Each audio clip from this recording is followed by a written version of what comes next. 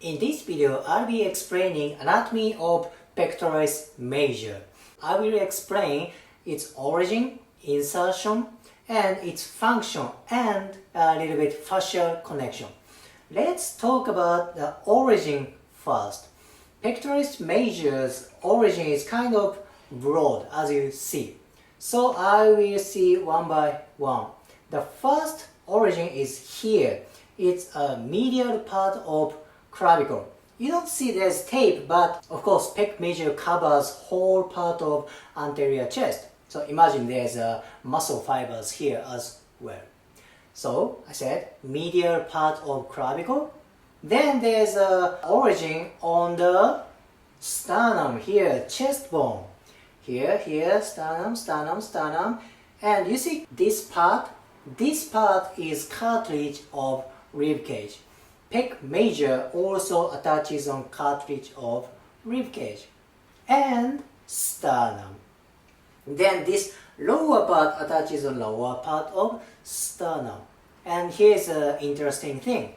Pec major attaches on the fascia of rectus abdominis. Rectus abdominis is a core muscle, belly muscle. And pec major attaches on the fascia of rectus abdominis. That sounds very interesting, doesn't it? So I will describe that later. Let's look at insertion. Here it attaches on the humerus.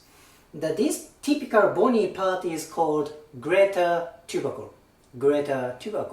So compared to origin, insertion is kind of narrow, very small place.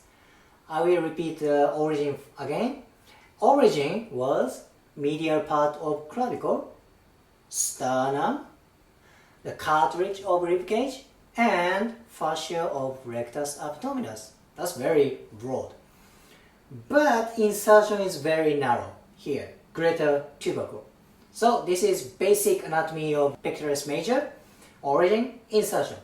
Let's talk about function of pec major. Pec major is very important muscle for shoulder movement. This is very powerful muscle.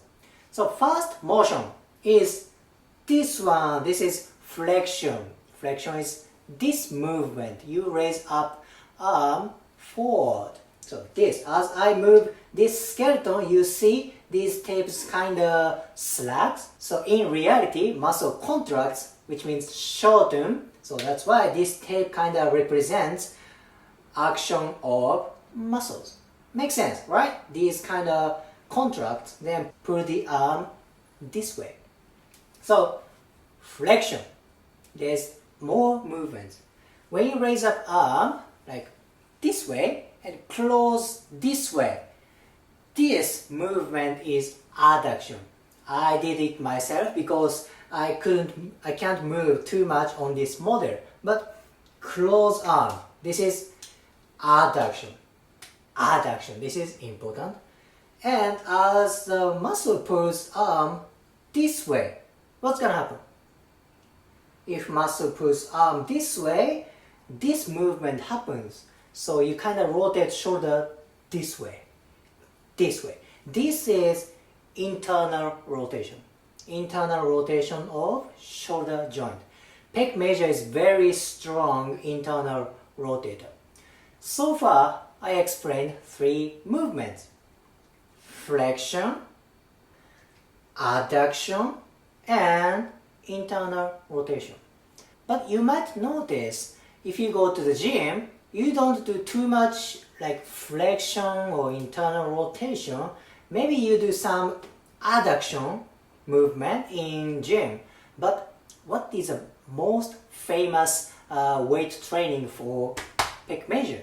It's bench press or dumbbell fly. So what is this movement? When you do this movement, your pec major fires. What is this movement? I didn't explain that movement. So what is this? This movement is horizontal adduction. It's not a normal adduction. The adduction was this way, but horizontal adduction is you raise arm up this way, then close this way. Horizontal adduction, this way. You see this tape slacks? That means this is contraction in reality. So again, horizontal adduction.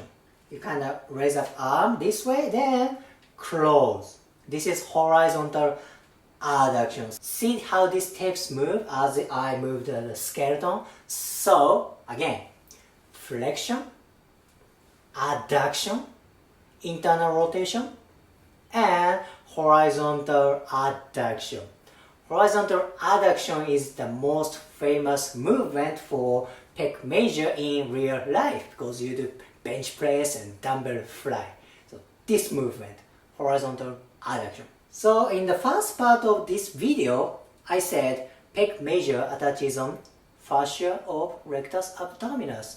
So if pec major gets tight, it may pull the fascia of rectus abdominis, then rectus abdominis will be tight as well, right? Because there's fascial connection in between pec major and rectus abdominis.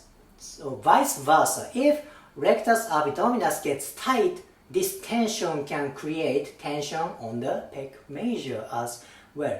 So fascial connection is very important to analyze the functional connection or maybe anatomical connection. Actually, there is one more very famous connection with another muscle. So that is this muscle. Can you guess what this muscle is? This is deltoid, especially anterior part of deltoid. If you go to dissection class, it is very hard to see a separation in between deltoid and pec major. Of course, you use a scalpel and dissect it, you can see the separation. But it is very hard to see the obvious separation before you kind of dissect. So this connection is also important. Why? Because anterior part of deltoid is very similar to pec major function.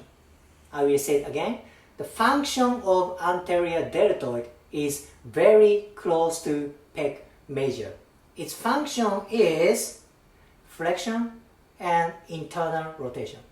Of course, deltoid does abduction, which is different from pec major, but beside abduction, anterior deltoid does flexion, internal rotation, and also horizontal adduction.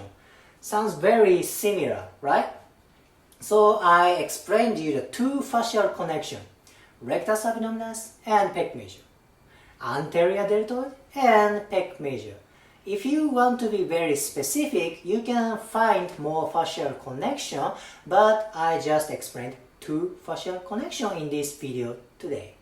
So today, I explained the basic anatomy of pec major, its origin, insertion, and function, then fascial connection. I hope this video helps your understanding of anatomy. If you liked it, please like, comment, and subscribe. See you in next video.